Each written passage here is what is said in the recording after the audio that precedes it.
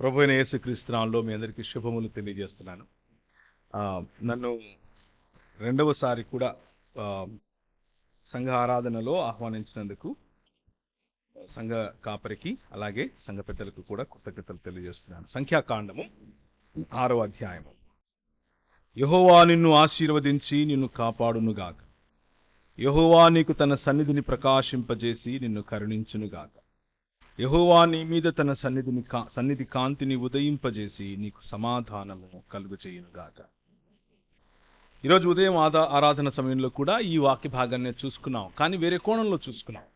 ఈరోజు సంఖ్యాకాండం 6వ అధ్యాయం నుంచి చూసుకోబోయే మన ఈ మాటలు దేవుని ఉదయ కాంతి, దేవుని సన్నిధి కాంతి, దేవుని ముఖ కాంతి, the countenance and the glory of our Lord, దేవుని యొక్క ముఖ కాంతి మన మీద ప్రకాశించినప్పుడు ఇశ్రాయేలుగా పిలువబడినటువంటి వారు దేవుని ముఖ కాంతిలో కోరం దేవుని యొక్క సన్నిధి కాంతిలో బ్రతికినప్పుడు వారి జీవితాలలో కరుణ, వారి జీవితాలలో దేవుని కరుణ, అలాగే వారి జీవితాలలో దేవునితో ప్రజలకు, ప్రజల మధ్య ప్రజలకు సమాధానము అన్నది కలుగుతుంది. అలాంటి సమాధానయుక్తమైన జీవన విధానమే దేవుని రాజ్య పౌరసత్వం అన్న విషయాలను ఉదయం చూసుకున్నాం, అలాగే ఈరోజు కూడా చూసుకుంటాం. ఇప్పుడు ఈ రెండవ ఆరాధనలో కూడా చూసుకుంటాం. కొంచెం డిఫరెంట్, ఒక ప్రత్యేకమైన కోణంలో దీన్ని చూసుకుంటాం. అయితే దేవుని ఉదయ కాంతి, దేవుని సన్నిధి కాంతి, దేవుని ముఖ కాంతి పడిన జీవితాలు వర్ధిల్లే జీవితాలై ఉంటాయి. దేవుని ముఖ కాంతి పడిన జీవితాలు ఫలించే జీవితాలై ఉంటాయి. దేవుని ముఖ కాంతి పడిన జీవితాలు విస్తరించి భూమిని నిండించి ప్రజలపైన పరిపాలన చేసే, సేవ చేసే, ప్రజలకు ఉపయోగపడే జీవితాలై ఉంటాయి. అలాంటి జీవితాలుగా ఉండటం కోసమే ఇశ్రాయేలును ఆయన పిలిచాడు. యెషయా గ్రంథం 55వ అధ్యాయంలో అదే మాట మనకు కనిపిస్తుంది. అనేకులు వచ్చి మన మధ్య నుంచి, మన వద్ద నుంచి నేర్చుకొనుటకు, అనేకులకు యెహోవా మార్గములు తెలియజేయుటకు, అనేకులకు ఈ లోక మర్యాదకు మరియు రాజ్య మర్యాదకు ఉన్న వ్యత్యాసాన్ని చూపించటానికి ఈ సమాజాన్ని దేవుడు పిలిచాడు. ఈ సమాజాన్ని దేవుని సమాజము లేక దేవుని రాజ్య సమాజము అని పిలిచారు. కొన్నిసార్లు ప్రజలు దీనికి భిన్నంగా దీనిని ఒక మతం అని అనుకుంటారు. బయటి వారు అనుకుంటే పర్వాలేదు, కానీ సంఘ లేకపోతే రాజ్య పౌరులు కూడా దీనిని మత ప్రాతిపదికననే అర్థం చేసుకుంటూ ఉంటారు. కొన్నిసార్లు, అన్నిసార్లు కాకపోయినా. బయట ఉన్నటువంటి ఈ లోక మర్యాద చొప్పున నడుస్తూ ఉన్నటువంటి కుల సంఘాలు, ఈ లోక మర్యాద చొప్పున నడుస్తున్నటువంటి మత సంఘాలు, ఈ లోక మర్యాద చొప్పున నడుస్తున్నటువంటి భావజాలాలు, వాటితో సమానముగా మేము ఒక వర్గం, మేము ఒక శాఖ, మాది ఒక మత ప్రాతిపదికనో, కుల ప్రాతిపదికనో, సంఘ ప్రాతిపదికనో, డినామినేషన్ ప్రాతిపదికనో జీవించే ఒక సమూహం అని అనుకుంటాం. కానీ నిజానికి ప్రియమైనటువంటి దేవుని సంఘమా, మన పిలుపు కోరం దేవ్, మన పిలుపు దేవుని యొక్క ముఖకాంతిలో జీవించే పిలుపు, దేవుని యొక్క ముఖకాంతిని ప్రకాశింపచేసే పిలుపు, దేవుని యొక్క ముఖకాంతిలో యెహోవా ఏర్పరచినటువంటి విశ్వ మానవ జీవన విధానంలో జీవించటానికి ప్రభు మనల్ని పిలిచాడు. అదే నూతన ఇశ్రాయేలు అనంటే. క్రొత్త సృష్టి పొందిన సమాజం ఈ సమాజం. గలతీయులకు రాసిన పత్రిక 6వ అధ్యాయంలో ఆఖరికి పైన ఉన్నటువంటి వచనం గనక మనం చూసుకుంటే, సున్నతి పొందుట ఎందైనను పొందకపోవుట ఎందైనను ఏమీ లేదు, కానీ క్రొత్త సృష్టి పొందుట ఎందే అంతా ఉంది. క్రొత్త సృష్టి, నూతన సృష్టిగా మారటం. నూతన సృష్టిగా మారటానికి గల కారణం ఆయన కనుదృష్టి మన మీద ఉండటం, ఆయన ముఖకాంతి మన పైన ప్రజ్వలింప చేయటం, ఆయన ముఖకాంతిలో మన జీవితాలను మనం సరిచేసుకుంటూ ఆ ముఖకాంతిని మన జీవితాలలో నుంచి 10 మందికి పంచటం. అలా 10 మందికి పంచినప్పుడు సమాజముల నిర్మాణం, సమాజముల నిర్మాణముతో పాటు దేశముల, రాజ్యముల నిర్మాణం. ఇది ఇశ్రాయేలుకి ఇవ్వబడినటువంటి పిలుపు. ఈ నియమము చొప్పున బ్రతుకు నూతన ఇశ్రాయేలుకు, అనగా దేవుని ఇశ్రాయేలుకు శుభము కలుగునుగాక అని పౌలు చెప్తాడు. ఏ నియమము? మత ప్రాతిపదికన జరిగే జీవితం కాదు, నూతన సృష్టి అనే జీవితం, మారు మనస్సు పొందిన జీవితం, రూపాంతరము చెందిన ఆలోచన విధానం.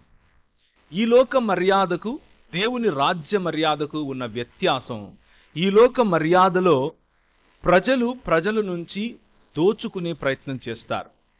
ప్రజలు పొరుగువాడి నుండి లబ్ధి పొందే ప్రయత్నం చేస్తారు. ప్రజలు పొరుగువాడిపైన ఆధిపత్యం అజమాయిషీ చేసే ప్రయత్నం చేస్తారు. ప్రజలను విభజించుకుంటారు. ఈ లోక మర్యాదలో ప్రజలు తమను తాము హెచ్చించుకుంటారు. ఈ లోక మర్యాదలో ప్రజలు ధారాళముగా ఇవ్వలేని మనస్సు కలిగి ఉంటారు. ఈ లోక మర్యాదలో ప్రజలు క్షమించలేని మనస్సు కలిగి ఉంటారు. కరుణ చూపలేనటువంటి పరిస్థితిలో ఉంటారు. కానీ రాజ్య మర్యాద, ఆయన మార్గములు మన మార్గముల కంటే భిన్నమైనవి అని యెషయా గ్రంథం 55వ అధ్యాయం చెబుతుంది. ఆకాశముకు భూమి ఎంత దూరమో మీ ఆలోచనలకు నా ఆలోచనలు, మీ మార్గములకు నా మార్గములు అంత వ్యత్యాసం కలిగి ఉన్నాయి అని యెహోవా దేవుడు ప్రకటిస్తున్నాడు.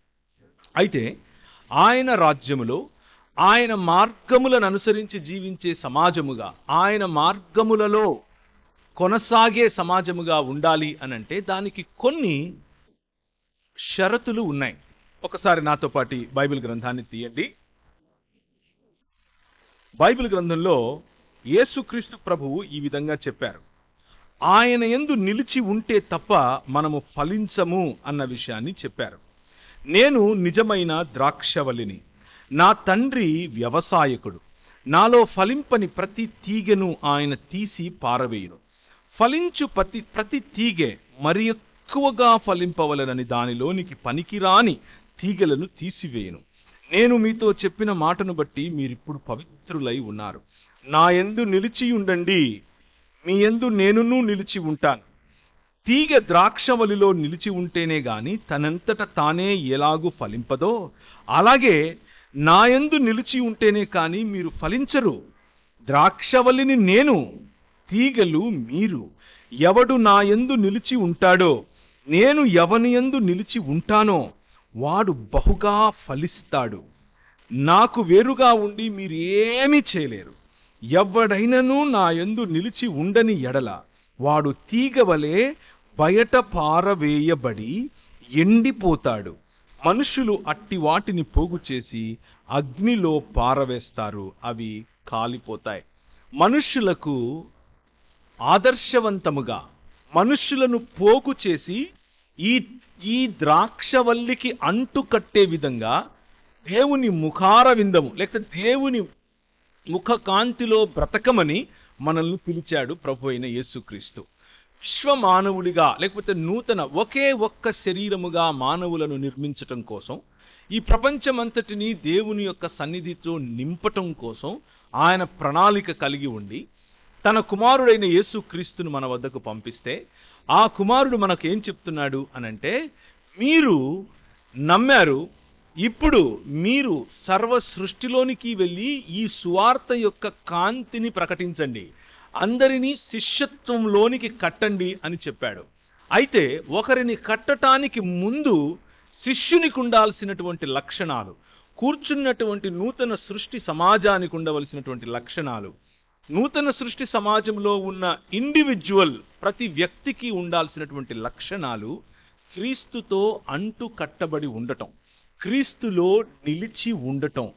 క్రీస్తులో నిలిచి ఉండటం అంటే ఏమిటి అన్న ప్రశ్న మనకు వస్తుంది. ఆయన యందు నిలిచి ఉంటే ఫలిస్తాం అని చెబుతోంది దేవుని వాక్యం.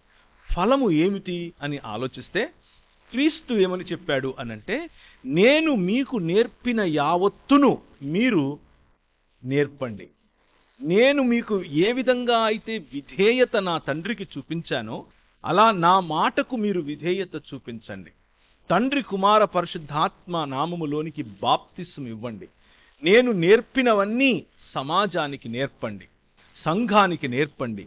దేశములను ఆ విధంగా పట్టండి, దేశములను ఆ విధంగా శిష్యత్వంలో నడిపించండి అని చెప్పాడు. ఇది నూతన ఇశ్రాయేలుకున్నటువంటి పిలుపు. సమాజముల నిర్మాణం, మత నిర్మాణం కాదు, శాఖల నిర్మాణం కాదు, చిన్న చిన్న మాటలు పట్టుకొని బైబిల్ వాక్యంలో విభజించి ఒక గుంపును వర్గాన్ని తయారు చేసుకునే ఆలోచన విధానం కాదు. అందరినీ ఒకటి చేసి మానవ సమాజముగా, నూతన పురుషుడిగా పరిపక్వతలోనికి ఎదిగే సమాజం ఈ విశ్వ మానవ విప్లవం. ఆ విప్లవం గురించి ఈరోజు సాయంత్రము అలాగే రేపు కూడా మనం మాట్లాడుకుంటాం. అలా వెళ్ళడానికి ముందుగా ఆయన యందు నిలిచి ఉండటం అనంటే ఏమిటి? నిలిచి ఉండకపోతే ప్రభువు ఇచ్చే వార్నింగ్, ప్రభువు ఇస్తున్నటువంటి హెచ్చరికను కూడా ఒకసారి ముందు చూసుకుందాం. నా యందు నిలిచి ఉండకపోతే నువ్వు కత్తిరించబడి పారవేయబడతావు, మనుష్యులు నిన్ను పోగేసి కాల్ చేస్తారు అని దేవుని వాక్యం స్పష్టంగా చెప్తోంది.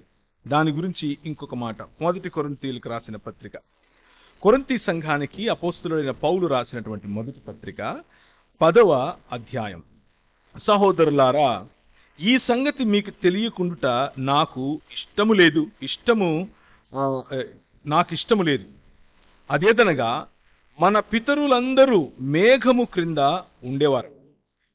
మన పితరులు అందరూ అనంటే ఇశ్రాయేలీయుల గురించి మాట్లాడుతున్నాడు. కొరింథు సంఘములో ఉన్నటువంటి ఇశ్రాయేలీయుల గురించి మాట్లాడుతున్నాడు. మన పితరులందరూ మేఘము కింద ఉండిరి, వారందరూ సముద్రములో నడిచిపోయిరి. అందరూ మోషేను బట్టి మేఘములోను సముద్రములోను బాప్తిస్మము పొందారు, అనగా ముంచబడ్డారు. ఓకే, బాప్తిస్మము అన్న పాటకు అర్థం మునగటం. అందు ఆత్మ సంబంధమైన ఒకే ఆహారాన్ని భుజించారు.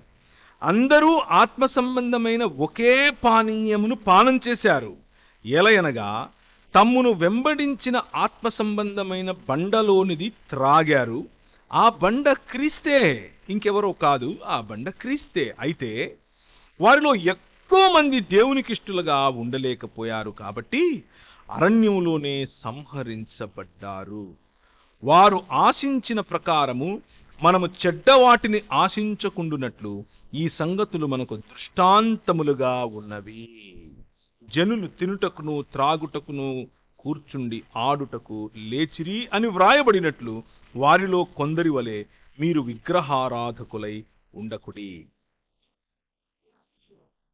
నూతన సృష్టి పొందినటువంటి దేవుని సంఘమా, నూతన సృష్టి పొందినటువంటి క్రీస్తు శరీరములోనే ఉన్నటువంటి పరలోక రాజ్య పౌరులైనటువంటి మనం మన పితరులను పోలి నడుచుకోవాల్సినటువంటివి చాలా ఉన్నాయి. అలాగే మన పితరులను పోలి నడుచుకోకూడనివి కూడా ఉన్నాయి. మన పితరులందరూ కూడా ఒకే మేఘము క్రింద ఉన్నారు. పగటిలో మేఘస్తంభముగా ఆయన వారిపైన ఎండ పడకుండా కాచాడు. పగటిలో మేఘస్తంభముగా వారిని అలయకుండా ఆయన తీసుకుని వచ్చాడు. 17వ అధ్యాయము నిర్గమాకాండం తీయాల్సిన అవసరం లేదు. ఏమని చెప్తాడు అనంటే, గద్దరెక్కల మీద మోసుకుని వచ్చినట్లు నేను మిమ్మల్ని మోసుకుని వచ్చాను. 10 రకాలైనటువంటి తెగుళ్ల చేత మీ పైన ఆధిపత్యం అధికారం చేసే ఈ వనరులు అనేటటువంటి విగ్రహములను ఓడించి, నేను మీ రాజును, నేను మీ ప్రభువును, నేను మీ తండ్రిని, నేను నీ భర్తను, నేను నీ ప్రియుణ్ణి, నేను నీ కాపరిని అన్నట్లుగా వారిని తీసుకొని వచ్చి కట్టాడు. ఒక రాజ్యంగా కట్టాడు. ఇప్పుడు మనలను కడుతున్నాడు. ఒకే మేఘము క్రింద, ఒకే నీటిలో, ఒకే పానీయము, ఒకే ఆహారము, అందరూ ఒక మాదిరిగానే భోంచేస్తున్నారు. అందరూ ఒకే విషయం నుంచే త్రాగుతున్నారు. అందరూ ఒకే మేఘము క్రింద ఉన్నారు. అందరూ ఒకే ఆత్మచేత నడిపింపబడుతున్నారు. కానీ అందరూ ఫలించలేదు. వారిలో కొందరు ఈ ఆత్మను అనుభవిస్తూ, ఈ బండ ఇచ్చే నీళ్లు త్రాగుతూ, ఆ బండ క్రీస్తే, ఆ మేఘము క్రింది నుంచి బాప్తిసము పొందుతూ, రాత్రిలో అగ్నిస్తంభముగా వచ్చిన దేవుని వెలుగును చూస్తూ ఆ వెచ్చదనాన్ని అనుభవించిన తరువాత కూడా కొంతమంది విగ్రహముల బాట పట్టారు. వాళ్ళు తినటానికి త్రాగటానికి కూర్చున్నారు, కానీ ఆడటానికి లేచారు, ఫలించటానికి కాకుండా. అలాంటి వారి గురించి దేవుని వాక్యము పౌలు భక్తుడు మనల్ని హెచ్చరిస్తున్నాడు. అలాంటి వారిని పోలి మీరు ఉండద్దు, కొందరి వలె మీరు విగ్రహారాధకులై ఉండకుడి. మనము ఫలించాలి అనంటే మన పైన మన రాజు ఎవరు అన్న నిర్ణయం, అన్న దృఢ నిశ్చయత మీకు ఉండాలి. మీ పైన రాజు మనుధర్మ శాస్త్రానికి సంబంధించిన మనుధర్మం అయితే మీరు కులాన్ని పాటించండి, క్రీస్తును వదిలిపెట్టండి, మీకు పుణ్యం వస్తుంది. మీ పైన మతాధికారులు రాజులైతే క్రీస్తును వదిలిపెట్టండి, మీకు పుణ్యం వస్తుంది. మీ పైన మీ ధన అహంకారం, మీ పైన మీ అంతస్తుకు సంబంధించిన అహంకారం, మీ పైన మీ తెలివికి తగిన అహంకారం, మీ హెచ్చు, మీ గర్వం మీ పైన రాజ్యం చేస్తూ ఉంటే క్రీస్తును పోలిన జీవితం అది కాదు. దానివలన మీకు లాభం లేదు, మీరు ఫలించరు. దానినే విగ్రహారాధన అంటారు. దేవుని స్థానాన్ని మరి దేనికిచ్చినా అది విగ్రహారాధనే.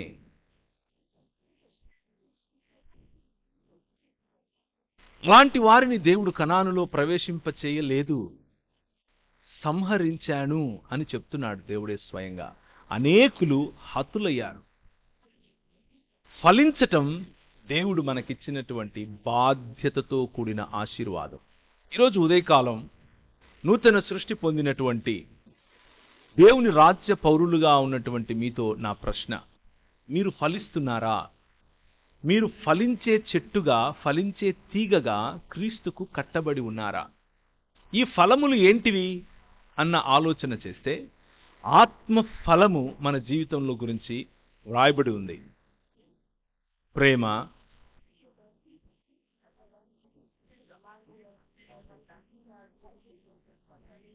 అన్నీ తెలిసినవే. అవి వల్లె వేస్తే అభివృద్ధి చెందేవి కావు, అవి జీవితంలో పాటిస్తే అభివృద్ధి చెందుతాయి. పొరుగువాడి పట్ల ప్రేమ, సాటి మనిషి పట్ల గౌరవం, సాటి మనిషి తిన్నాడా లేదా అన్న ఆప్యాయతతో కూడిన పలకరింపు, మతతత్వంలో అవతలి వాడిని చిన్న చూపు చూసే పరిసయ్యుల దృష్టి నుంచి బయటకొచ్చి సాటి మనిషిని ప్రేమించటం, గౌరవించటం, దీర్ఘశాంతంతో ఆ మనిషితో కలిసి నడవటం, శిష్యత్వంలో కట్టటం, కనికరము చూపించటం, న్యాయమును జరిగించటం. ఈ ఫలము ఈ సమాజంలో కనిపిస్తోందా? ఈ ఫలములు వస్తున్నాయా? మీ కుటుంబములో ఇటువంటి మంచి వాతావరణాన్ని మీరు పెంపొందించగలుగుతున్నారా అన్నది ప్రశ్న. అయితే ఇటువంటి వాతావరణాన్ని పెంపొందించాలి అన్నది మీ ఆలోచన అయితే there are 3 ways that you can do. 3 రకాలుగా, 3 మాధ్యమాల ద్వారా, లేకపోతే ఆయనలో నిలిచి ఉండాలి అంటే ఈ 3 మీ జీవితంలో ఉండాలి. మొదటిది, రిమైన్ ఇన్ హిస్ వర్డ్. ఆయన వాక్యములో నిలిచి ఉండాలి. లోగోస్ అంటే ఆది యందు వాక్యముండెను అన్నప్పుడు వాడిన పదం లోగోస్. ఆ పదం నుంచే లాజిక్ అన్నటువంటి పదం వచ్చింది. ఆలోచన, తర్కము, తత్వము, ఇలాంటి ఆలోచన. లోగోస్ ను మనకు తెలియాలి. ఈ 66 పుస్తకాలు ఉన్నటువంటి బైబిల్ గ్రంథాన్ని మనము అర్థం చేసుకోవాలి. దాని వెనుకున్నటువంటి భావజాలంలో మనం కట్టబడాలి. దాని వెనుకున్నటువంటి భావజాలంలో మనం వేళ్ళూరాలి. కేవలం లోగోస్ లో ఉంటే ఉబ్బిపోతారు. మళ్ళీ చెప్తాను, కేవలం లోగోస్ వరకు మీ జీవితం ఉంటే, అంటే వ్రాయబడినటువంటి వాక్యము, ఆ వాక్యాన్ని మైండ్లో మగ్గప్ చేసుకోవటం వరకు ఉంటే ఉబ్బిపోతారు, ఉబ్బి తబ్బిపోతారు. పూరిలాగా లొట్ట ఉంటుంది లోపల, అలా తగిలితే తుస్సున గాలిపోతుంది. కానీ రెమా వైపుకు ప్రయాణించాలి. దేవుని వాక్యము అన్న చోట లోగోస్ అన్న పదాన్ని ఉపయోగించినటువంటి సందర్భాలు ఉన్నాయి. అలాగే రెమా అన్నటువంటి ఎక్స్పీరియన్స్తో కూడినటువంటి వాక్యం, అనగా అనుభవముతో కూడినటువంటి వాక్యము, నీతో వ్యక్తిగతంగా దేవుడు నేర్పిస్తున్నటువంటి వాక్యము. రేమా అన్నటువంటి అనుభవం, దేవుడు మాట్లాడుతుండగా వినేటటువంటి అనుభవం, దేవుడు నడిపిస్తూ ఉండగా ఆయనతో పాటి నడిచే అనుభవం, దేవుడు చెబుతూ ఉండగా ధ్యేయతతో ఆ పనులు చేసే అనుభవం. That is rhema. That is how you can remain in Christ. Logos కావాలి, రేమా కూడా కావాలి. రేమా నీ ఇష్టం వచ్చిందాన్ని నువ్వు మనసులో అనుకుని ఇది రేమా అని అనుకుండేవు. No no no no. Rhema always corresponds to the logos, logos only. Logos చెప్పేటటువంటి మాటతో ప్రతిసారి కూడా రేమా తప్పకుండా ఏకీభవించి తీరుతుంది. అలా ఏకీభవించకపోతే అది దేవుని వైపు నుంచి వచ్చినటువంటి మాట కాదు. సో ఈ అనుభవ జ్ఞానంలో మీరు దినదిన ప్రవర్తమానంగా క్రీస్తునందు ఇమిడి ఉన్నారా, అంటు కట్టబడి ఉన్నారా అన్నది ప్రశ్న. ఫలించాలంటే, దేవుని ముఖకాంతి మీ జీవితంలో నుంచి 10 మందికి వెళ్ళాలి అనంటే ఆయన యందు నిలిచి ఉండాలి. ఆయన యందు నిలిచి ఉండటం అనంటే వాక్యమందు నిలిచి ఉండటం. కేవలం లోగోస్లో కాదు, రెమాలో కూడా నిలిచి ఉండటం. మొదటి పేతురు రాసినటువంటి మొదటి పత్రిక 3వ అధ్యాయము 15వ వచనము. నిలిచి ఉంటే వాక్యములో మీరేం చేస్తారు అనంటే నిర్మలమైన మనస్సాక్షి కలిగిన వారై ఉంటారు. పరుల పట్ల, ఇతరుల పట్ల ప్రశ్నలు అడిగే వారి పట్ల, ముఖ్యముగా ఇంతకుముందు మన పాస్టర్ గారు చెప్పినట్లుగా వాక్యము ఇక్కడ సమృద్ధిగా ఉంది, కానీ మెల్లిమెల్లిగా అడ్డు అన్నది పెరుగుతూ వస్తోంది. మెల్లిమెల్లిగా మిమ్మల్ని ప్రశ్నించే వారి సంఖ్య పెరిగిపోతోంది. మెల్లిమెల్లిగా మీ పైన ఒత్తిడి తీసుకుని వచ్చే సమూహాలు పెరిగిపోతున్నాయి. అటువంటి సమయంలో నిర్మలమైన మనస్సాక్షి కలిగిన వారై మీలో ఉన్న నిరీక్షణను బట్టి హేతువు అడిగే ప్రతి వారికి, ఎందుకయ్యా నువ్వు స్థితప్రజ్ఞుడిలాగా ఎప్పుడు చూసినా కానీ అంత కూల్గా, అంత కామ్గా ఉంటావేంటి? నేను చాలా చర్చల్లో పాల్గొంటూ ఉంటాను. నాతో చర్చించేవారు వేరు మత ప్రాతినిధ్యాల్లో నుంచి వస్తారు. ముస్లింలు అవ్వచ్చు, హిందువులు అవ్వచ్చు, రాజకీయ నాయకులు అవ్వచ్చు, ఎథీయిస్టులు అవ్వచ్చు, వగేరా వగేరా. వారు కొన్నిసార్లు చాలా కోపగించుకుంటారు, చాలా విరుచుకుపడే ప్రయత్నం చేస్తారు. ప్రవీణ్ గారు మీరు చేస్తున్న, కానీ నవ్వు చెక్కు చెదరకుండా, చిరునవ్వు చెక్కు చెదరకుండా వారితో మాట్లాడి వారు ఎంత ఇబ్బంది పడుతున్నా వారిని తిరిగి షేక్ హ్యాండ్ ఇచ్చి వారిని ఆలింగనం చేసుకోగలిగేటటువంటి మనసు, ప్రభు కృప, ప్రభువును ఆనుకుంటే వచ్చేటటువంటి వైఖరి, నిర్మలమైన మనస్సాక్షి కలిగిన వారై మీ నిరీక్షణను బట్టి హేతువు అడిగే ప్రతివాడికిని సాత్వికముతోనూ భయముతోనూ ఏం చెప్పాలి? సమాధానం చెప్పాలి. ఆ సమాధానం అన్నది రెమాతో రాదు, లోగోస్తో వస్తుంది. కేవలం లోగోస్ ఉంటే కూడా రాదు, రెమా కావాలి. ఒకసారి అనుకోకుండా నాకు హిందీ రాదు, ఏమీ రాదు. నేను కొత్తగా అప్పుడప్పుడే మధ్యప్రదేశ్లోని ఇందోర్ అనే పట్టణంలో పరిచర్య కోసం మిషనరీగా వెళ్ళాను. 11 సంవత్సరాలు అక్కడ ఉన్నాను. నేను వెళ్ళిన కొద్ది రోజులకే నన్ను ఒక స్థానికంగా ఉన్న టెలివిజన్ ఛానల్ వాళ్ళు పిలిచారు. నేను వెళ్ళాను, కూర్చున్నాను. వాళ్ళు ఇంటర్వ్యూ చేస్తూ, అవునండి మేము కాలుస్తాం, మీరు ఎందుకు పూడుస్తారు అని అడిగారు. అంటే చనిపోతే శవాన్ని, పార్థివ దేహం అంటాం కదా, మేమైతే కాలుస్తాం, మీరు ఎందుకు పూడుస్తారు అని అడిగారు. నేను ఎప్పుడూ చదవలేదు, నాకు తెలియదు, ఏం చెప్పాలో నాకు తెలియదు. కానీ తడువుకోకుండా, క్షణం తీరిక ఆలోచించకుండా నేను ఒక సమాధానం చెప్పాను. చెప్పిన సమాధానానికి నేనే నివ్వెరపోయాను. నాకే కనువిప్పు కలిగింది. అదేమిటి అనంటే, మా దేవుడు మమ్మల్ని మట్టి నుండి చేశాడు, తన స్వరూపమందు తన పోలిక చొప్పున చేశాడు. మట్టి నుంచి వచ్చిన మమ్మల్ని మట్టిలోనే అందుకే మట్టిలోనే కప్పి పెడతాం అని చెప్పాను. నేను బయటకు వచ్చి ఆలోచించాను, నేను ఎక్కడ చదివాను ఇది, నాకు ఎలా తెలుసు ఇది? నేను కేవలం ప్రభువును తెలుసుకుని తక్కువ సంవత్సరాలు, మహా అయితే 1.5-2 సంవత్సరాలు. నేను ఎలా చెప్పగలిగాను? Rhema, spirit of the Lord, పరిశుద్ధాత్ముని యొక్క unction and anointing. If you want to remain in Christ, క్రీస్తునందు నిలిచి ఉండాలి అని అంటే, practice the presence of the word of God in your life. దేవుని వాక్యమును నీ హృదయంలో, నీ జీవన విధానంలో ప్రతిరోజు తినేటటువంటి ఆహారంలాగా దాన్ని నువ్వు పాటించడం నేర్చుకో. అలా చేసినప్పుడు మీ హృదయాల్లో, అలా చేయటానికి మీ హృదయాల్లో క్రీస్తును ప్రభువుగా ప్రతిష్ఠించుకోవటం ముఖ్యం. నిర్మలమైన మనస్సాక్షి కలిగిన వారే మీలో ఉన్న నిరీక్షణను గూర్చి మిమ్మల్ని హేతువడుగు ప్రతి వానికిని సాత్వికముతోనూ భయముతోనూ సమాధానము చెప్పుటకు ఎల్లప్పుడూ సిద్ధముగా ఉండి హృదయముల యందు క్రీస్తును ప్రభువుగా ప్రతిష్ఠించుడి. దిస్ ప్యాషన్ ఈ నూతన సమాజానికి, నూతన సృష్టి అనే సమాజానికి, దేవుని ముఖకాంతిలో బ్రతుకుతున్న సమాజానికి ఎప్పుడొస్తుంది అనంటే, మీ హృదయముల యందు క్రీస్తు ప్రభువుగా ప్రతిష్ఠింపబడితే వస్తుంది. తిమోతికి రాసిన 2వ పత్రిక 3వ అధ్యాయం 15వ వచనం.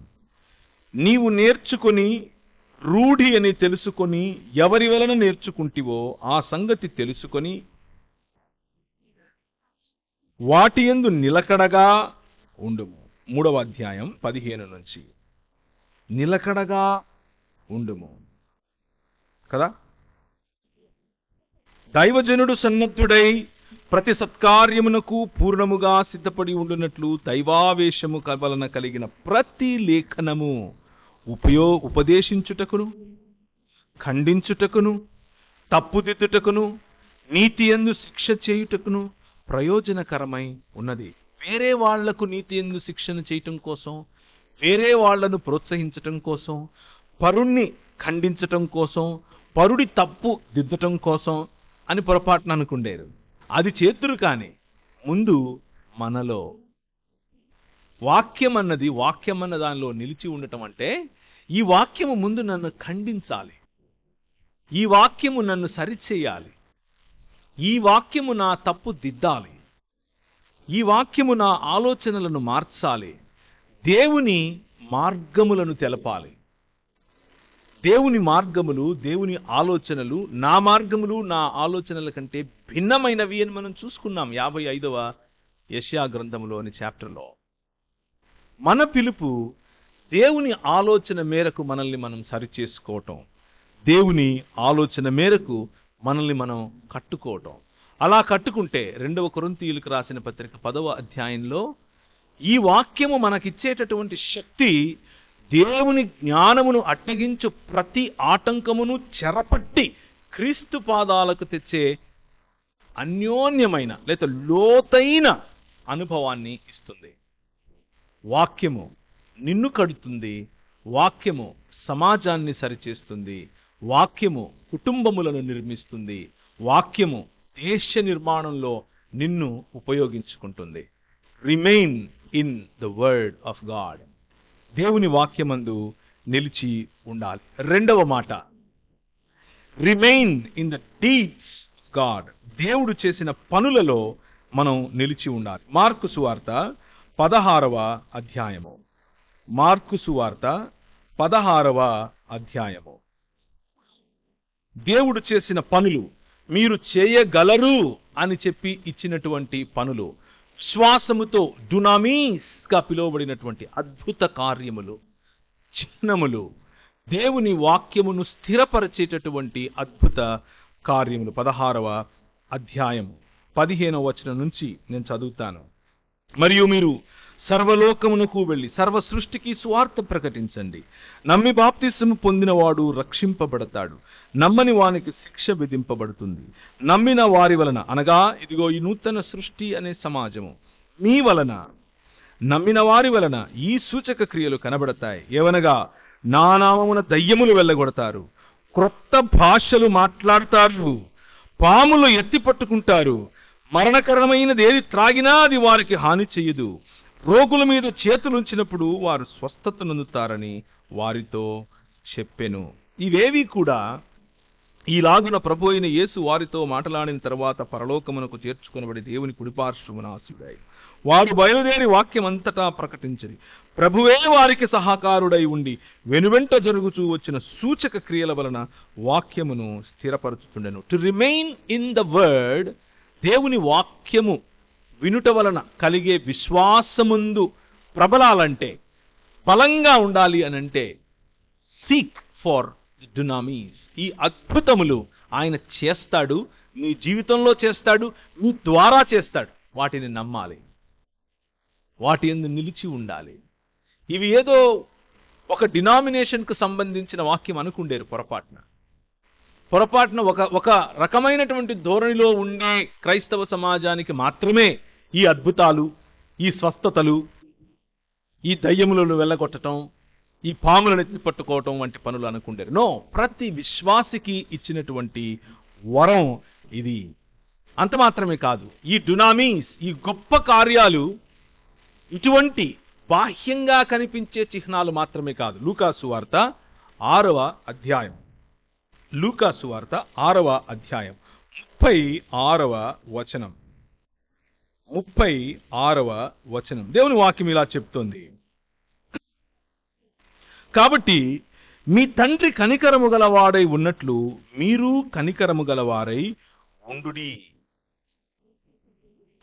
మీరైతే ఎట్టి వారిని గూర్చి నిరాశ చెందుకొనక మీ శత్రువులను ప్రేమించండి, మేలు చేయండి. 35లో శత్రువులను ప్రేమించండి, మేలు చేయండి, అప్పు ఇవ్వండి, అప్పుడు మీ ఫలము గొప్పదై ఉంటుంది, మీరు సర్వోన్నతుని కుమారులై ఉంటారు.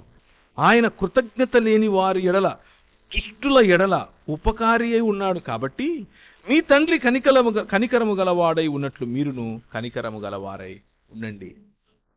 If you want to remain in Christ, క్రీస్తులో నిలిచి ఉండాలి అనంటే ఈ కార్యములలో నిలిచి ఉండండి. అద్భుత కార్యములు, ఆశ్చర్యకరమైన కార్యములు ఎంత అవసరమో కనికరం అంతే అవసరం, ప్రేమించటం అంతే అవసరం. దయ్యములను వెళ్ళగొట్టుట, పాములను ఎత్తిపట్టుకొనుట ఎంత అద్భుతకరమో ఒకరికి అప్పు ఇవ్వటం, ఒకరి బాధలలో, ఒకరి ఒంటరితనంలో, ఒకరి బలహీనతలో తోడు నిలవటం అంతే అద్భుతమైన పని. దాని వలన వాక్యము స్థిరపరచబడుతుంది. స్థిరపరచబడే వాక్యాన్ని కనికరమైన తండ్రి నుంచి నేర్చుకుని కనికరమును చూపించటం కోసం ఉపయోగించాలి. 3వ మాట, రిమైన్ ఇన్ ది యాటిట్యూడ్. ఈ క్రీస్తు యేసుకు కలిగినటువంటి ఈ వైఖరి, ఈ ఆలోచన విధానంలో మనం నిలబడి ఉండాలి. ఫిలిప్పీలకు రాసినటువంటి పత్రిక, ఫిలిప్పి పత్రిక 2వ అధ్యాయం. క్రీస్తు యేసునకు కలిగిన ఈ మనస్సును మీరును కలిగి ఉండండి. క్రీస్తులో నిలిచి ఉండటానికి, క్రీస్తులో అంటు కట్టబడి ఉండటానికి అవసరమైన 3వ మాట, ఆయన వైఖరిని కలిగి ఉండటం. ఆయన ఎటువంటి వైఖరి ఈ సమాజం పట్ల చూపించాడో ఆ వైఖరిని కలిగి ఉండటం. క్రీస్తు యేసుకు కలిగిన ఈ మనస్సును మీరును కలిగి ఉండండి. ఆయన దేవుని స్వరూపము కలిగిన వాడై ఉండి దేవునితో సమానముగా ఉండుట విడిచిపెట్టకూడని భాగ్యమని ఎంచుకొనలేదు, కానీ మనుష్యుల పోలికగా పుట్టి దాసుని స్వరూపమును ధరించుకొని తన్ను తానే రిక్తునిగా చేసుకున్నాడు. మరియు ఆయన ఆకారమందు మనుష్యునిగా కనబడ్డాడే గాని మరణము పొందునంతగా, అనగా శిలువ మరణము పొందునంతగా విధేయత చూపిన వాడై తన్ను తాను తగ్గించుకున్నాడు. విధేయత అన్నది that is the key for any Christian walk. క్రైస్తవ నడవడికలో విధేయత అన్నదే ఇలాంటి గొప్ప మందిరానికి ఉన్న ఆ తలుపు తీయటానికి అవసరమైన కీ, తాళపు చెవి. ఆ తాళపు చెవి లేకపోతే భూమి ఆకాశముల కలయిక అని చెప్పబడే పవిత్రమైన లేదా పరిశుద్ధమైన మందిరములోనికి ప్రవేశము, దేవునితో ముచ్చటించే భాగ్యము దొరకదు. ఒకే ఒక్క కీ, విధేయత. If you want to boil down Christian life completely to one point, అన్నిటినీ సమీకరించి క్రైస్తవ జీవన విధానాన్ని ఒక్క మాటలో చెప్పాలి అనంటే విధేయతే. It is obedience, obeying the way Christ did. క్రీస్తు తన తండ్రికి ఏ విధంగా విధేయత చూపించాడో అటువంటి విధేయత. ఏంటా విధేయత? క్రీస్తుకును పోలిన జీవన విధానం అంటే ఏమిటి? ఆయన కలిగి ఉన్నదేదియు ఆయన లేకుండా కలుగలేదు అన్నటువంటి సృష్టికర్త. ఆయన ఆదియందు వాక్యము, దేవుని వద్ద దేవుడై ఉన్నటువంటి వాక్యం ఆయన. ఆది నుండి నేను రహస్యముగా మాట్లాడిన వాడను కాదు, అది అనగా ఆ ఆది పుట్టక ముందు నుండి నేను అక్కడ ఉన్నవాణ్ణి, ఇప్పుడు ప్రభువగు యెహోవాయు ఆయన ఆత్మయు నన్ను పంపెను అని 48వ యెషయా గ్రంథంలో ఉన్నటువంటి మాట ఈయన గురించే చెప్పారు. ఇంతవరకు మనం చదివాం, పగటిలో మేఘస్తంభముగా రాత్రిలో అగ్నిస్తంభముగా, మాకు దాహం కావాలి అంటే నీటిగా మేఘము క్రింద వారిని తీసుకుని వెళ్ళింది ఇంకెవరో కాదు. గద్దరెక్కల మీద మోసుకుని వచ్చినట్లు మోసుకుని వచ్చింది ఇంకెవరో కాదు, ఈయనే.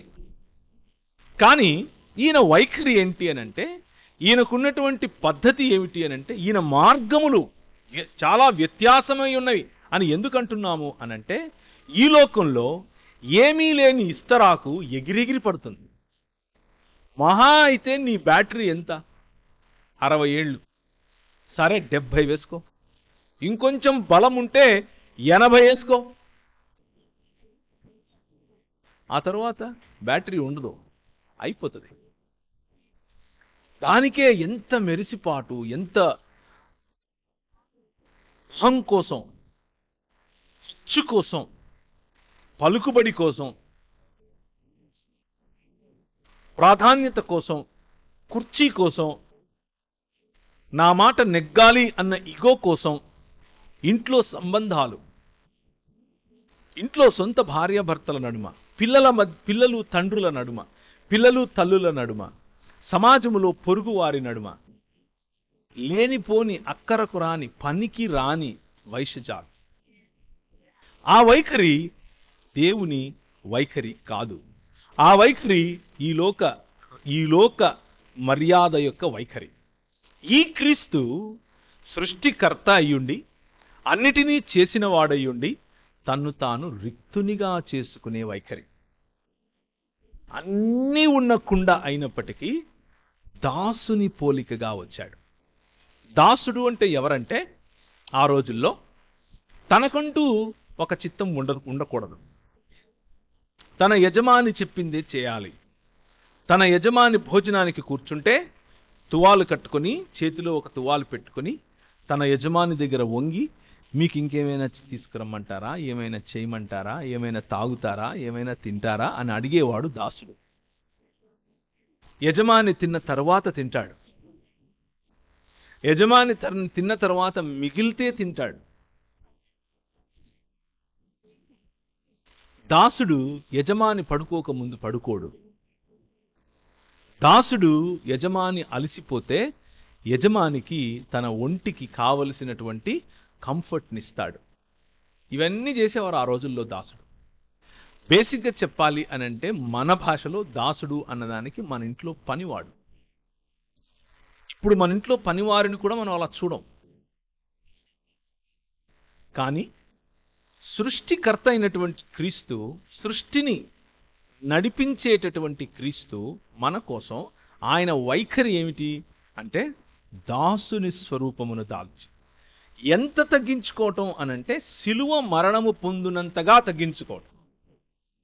శిలువ మరణము పొందినంతగా తగ్గించుకున్నాడు కాబట్టి ఆయన ఎదుట ప్రతి మోకాలు పొంగింది, ప్రతి నాలుక ఆయనను ప్రభువు అని చెప్పింది.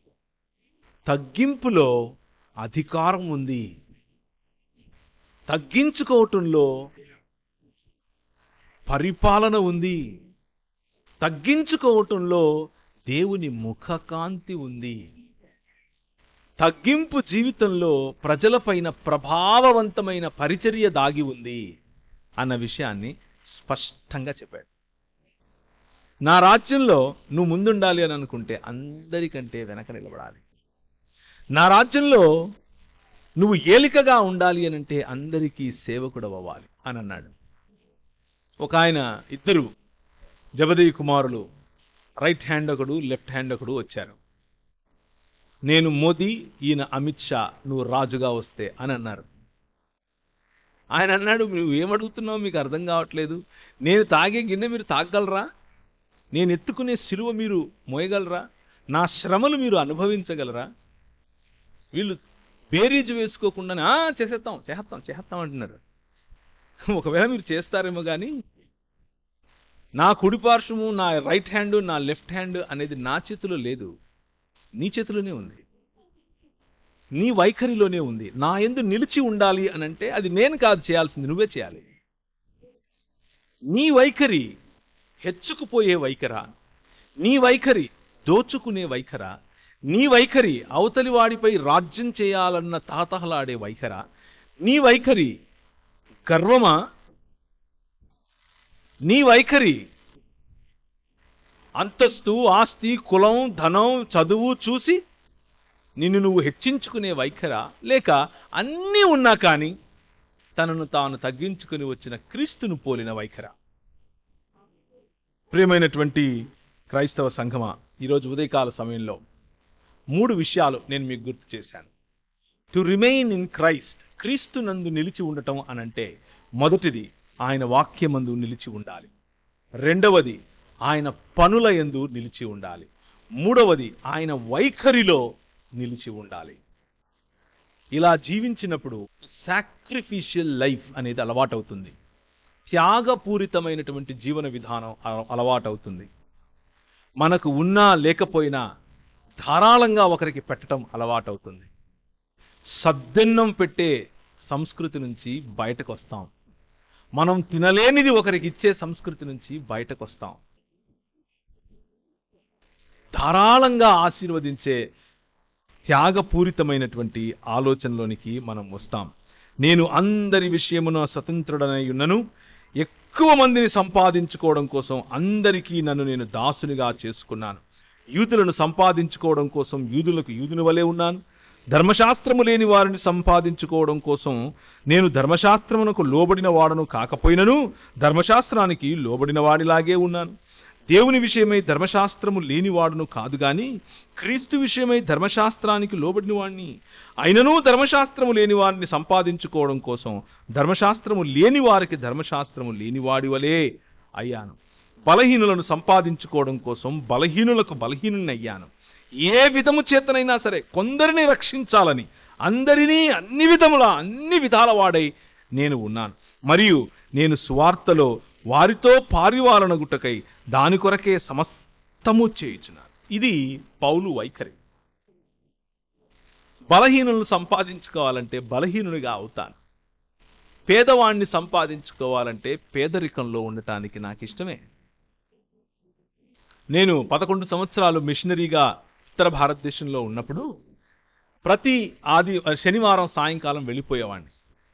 భీలు, బిలాల, కోర్కు, గోండు, బారేలా ఇలాంటి తెగలు, వనవాసులు అంటే ఆదివాసీల మధ్యకు వెళ్ళేవాడిని. వాళ్ళు వెళ్ళంగానే పాద్రి సాబ్ ఆయ్యే బయటి అని బాగా సత్కరించేవారు, కూర్చుండబెట్టేవారు. వాళ్ళు పనులు చేసుకుని వచ్చి అలిసిపోయి ఉంటారు కాబట్టి చీకటి పడిన తర్వాత మీరు పడుకోండి అంటారు. నేను పడుకుంటాను. వాళ్ళు నిప్పు పెట్టి నిప్పు చుట్టూ నాట్యం చేస్తారు, పాటలు పాడుకుంటూ, క్రీస్తుకు సంబంధించిన పాటలే. 1 గంట 2 గంటలు నాట్యం చేసిన తర్వాత డాన్సులు వేసి పాటలు పాడిన తర్వాత పాది సాబ్ ఉఠియే అంటారు, లేయి అంటారు. నన్ను లేపి 2 గంటలకు తక్కువ లేకుండా వాక్యం చెప్పమంటారు. చెప్పేవాడిని. మళ్ళీ నన్ను పడుకోబెట్టేవాళ్ళు. అక్కడే పక్కనే పొయ్యి ఉండేది. ఆ పొయ్యి పేడలతో చేసేవాళ్ళు, అంటే దాని పిడకలు, పొయ్యిలో పిడకలు పెట్టి కాల్చేవారు. ఆ పిడకల మీద గోధుమ పిండి లడ్డూలాగా చేసి దాని మీద పెట్టేవాళ్ళు. కళ్ళ ముందే ఆ పిడకల మీద గోధుమ పిండి లడ్డూలాగా చేసి పెట్టేవాళ్ళు. అది కాలుతుంది. కాలిన తర్వాత దాన్ని తీసుకొని అలా కొడితే పగులుతుంది. అది తీసుకుపోయి నెయ్యిలో వేసేవాళ్ళు, తీసుకుని వచ్చి పెట్టి తినమనేవాడు. వారిని సంపాదించుకోవడం కోసం తినేవాడిని. వారిలో ఒకరిగా ఉంటేనే నువ్వు వాళ్ళ చేత యాక్సెప్ట్ అవ్వబడతావు. వారి ప్రేమను పొందితేనే నువ్వు వారికి ప్రేమను పంచి ఇవ్వగలుగుతావు. నీ సమాజంలో దేవుని ముఖకాంతి నీ జీవితంలో వెలుగుతూ ఉంటే, దేవుని ముఖకాంతి నీ పైన ప్రస్ఫుటంగా కనిపిస్తూ ఉంటే, కాకినాడ ప్రాంతంలో ఇది మంచి సమయం, ఇది క్రిస్మస్ సమయం. ఈ సమయంలో దేవుని న్యాయమును, దేవుని కనికరమును, దేవుని దీన మనస్సును, దేవుని యందు క్రీస్తునందు నిలిచి ఉన్న ఆయన వాక్యమందు, ఆయన వైఖరి యందు, ఆయన పనుల యందు నిలిచి ఉన్న మీరు ఆయన రాజ్యమును ప్రకటించటానికి అందరిలోనూ అందరి వారు అయ్యే అవకాశం ఇప్పుడు ఉంది. ఏదో మైకులు పెట్టి బలగుద్దితేనే సువార్త చెప్పినట్లు కాదు. కనికరము కలిగినటువంటి పనులు, కనికరముతో కూడినటువంటి పరిచర్య, సేవ. బయట ఎక్కడో చేయటానికి ముందు కనికరముతో కూడినటువంటి పరిచర్య మనలో మనకు. ఒక చిరునవ్వు, ఒక సంతోషముతో కూడిన పలకరింపు, తిన్నావా భోంచేశావా అని అడిగే పట్టింపు, నేనేమైనా చేయనా, ఇంటికి రానా, సహాయం చేయమంటావా అని చెప్పే హృదయం, పైకి కాదు, నిజంగా మనస్ఫూర్తిగా. That is how it starts. అలా మొదలవుతుంది. అంతటితో ఆగిపోదు సుమా, అది పెరుగుతుంది, దేవుని రాజ్యంగా మారుతుంది. క్రీస్తు కలిగి ఉన్నటువంటి ఈ వైఖరిని మనము కలిగి ఉంటే దేవుని రాజ్యాన్ని ప్రకటించిన వారం అవుతాం. యెషయా గ్రంథం 60వ అధ్యాయం. దేవుని ముఖకాంతి మన పైన ప్రకాశిస్తే, దేవుని ముఖకాంతి మన పైన ప్రకాశించినప్పుడు దేవుని వాక్యం మన గురించి చెబుతోంది. లెమ్ము, నీకు వెలుగు వచ్చి ఉన్నది, లెమ్ము తేజరులుము, యెహోవా మహిమ నీ మీద ఉదయించెను. చూడుము, భూమిని చీకటి కమ్ముచున్నది, కటిక చీకటి జనములను కమ్ముచున్నది. యెహోవా నీ మీద ఉదయించి ఉన్నాడు, ఆయన మహిమ నీ మీదికి కనబడుచున్నది. జనములు నీ వెలుగుకు వస్తారు, రాజులు నీ ఉదయకాంతికి వస్తారు. కన్నులెత్తి చూడు, వీరందరూ కూడుకొని నీ యొద్దకు వస్తారు. నీ కుమారులు దూరము నుండి వస్తారు, నీ కుమార్తెలు చంకనెత్తబడి వస్తారు. నీవు చూచి ప్రకాశిస్తావు, నీ గుండె కొట్టుకుంటూ ఉప్పొంగుతుంది. సముద్ర వ్యాపారము నీ వైపు త్రిప్పబడుతుంది, జనముల ఐశ్వర్యము నీ యొద్దకు వస్తుంది. నువ్వు ప్రజ్వలింపజేయబడినప్పుడు, నువ్వు ప్రకాశమానమైనప్పుడు, నువ్వు వెలిగినప్పుడు, దేవుని ముఖకాంతి నీ పైన వెలిగినప్పుడు, నీ జీవితంలో సంతోషం కనిపించినప్పుడు, డునామీస్ అద్భుత కార్యములు, నువ్వు పట్టిన చోట స్వస్థత, నువ్వు తాకిన శరీరానికి స్వస్థత, నువ్వు మాట్లాడిన మాటలో విడుదల, నువ్వు నడిచిన ప్రతి మార్గములో దేవుని మార్గము కనిపించటం, నువ్వు ఇచ్చిన ప్రతి విరాళంలో, ధారాళంగా చేసిన ప్రతి చిన్న చిన్న కార్యాలలో దేవుని గుణలక్షణాలు కనిపించటం, కనికరంతో నువ్వు పెట్టిన ఇంత ముద్ద ఒక జీవితాన్ని కడుతుంది. ప్రేమతో నువ్వు ఇచ్చిన ఇంత మంచినీళ్ళ బాటిల్ ఒకరి జీవితాన్ని సంతృప్తిపరుస్తుంది. నీ ముఖ కాంతి, యెహోవా యొక్క ముఖకాంతి నీ ముఖము ద్వారా అది ప్రతిబింబిస్తుంది. You are image of God. నువ్వే ఈ విశ్వాస సమాజమే, ఈ విశ్వ మానవ క్రైస్తవ సమాజమే దేవుని వెలుగును ప్రసరింపచేసేటటువంటి మాధ్యమం. దేవునికి ఒక ప్లాన్ ఉంది, దేవునికి ఒక పెద్ద ప్లాన్ ఉంది, చిన్నది కాదు. ఆ ప్లాన్ నువ్వు చేయటానికి, ఈ ప్రపంచంలో ఆ ప్లాన్ జరిగించటానికి ఆయన ఎన్నుకున్న మాధ్యమం నువ్వు, నేను. You and I, we are the medium of that plan. హబక్కూకు గ్రంథము 2వ అధ్యాయము 14వ వచనము. ఏలయనగా సముద్రము జలములతో నిండి ఉన్నట్లు భూమి యెహోవా మహత్యమును గూర్చిన జ్ఞానముతో నిండి ఉండాలి. This is the plan of God. దేవుని యొక్క ప్రణాళిక ఇది. దేవుడు ఊరికే దీన్ని చేసి ఇక్కడ వదిలిపెట్టి వెళ్ళడం కోసం ఈ ప్రపంచాన్ని చేయలేదు. యెషయా గ్రంథం 45వ అధ్యాయం 18వ వచనం. ఆకాశములకు సృష్టికర్తయగు యెహోవాయే దేవుడు. ఆయన భూమిని కలుగజేసి దానిని సిద్ధపరచి స్థిరపరచాడు. నిరాకారముగా ఉండునట్లు ఆయన దానిని సృజింపలేదు, నివాస స్థలముగా ఉండునట్లుగా దానిని సృజించాడు. ఇది ఆయన plan. He wants you to take care of this world. నివాస స్థలముగా ఉండేలా. మతం దీన్ని నాశనం చేసి ఆయన నిన్నెక్కడికో తీసుకెళ్తాడు అని చెప్తుంది. కానీ ఈ మార్గం, దేవుని రాజ్యం ఇక్కడ ఆయన స్థాపించి సిద్ధపరచి స్థిరపరచి నివాసయోగ్యముగా చేసే ఆయన ప్రణాళికను చెప్తుంది. సంఖ్యాకాండం 14వ అధ్యాయం 21. సంఖ్యాకాండం 14వ అధ్యాయం 21వ వచనం.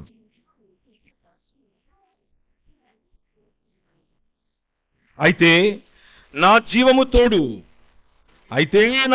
తోడు భూమి అంతయు యెహోవా మహిమతో నిండుకొని ఉంటుంది. ఇది ఆయన ప్లాన్.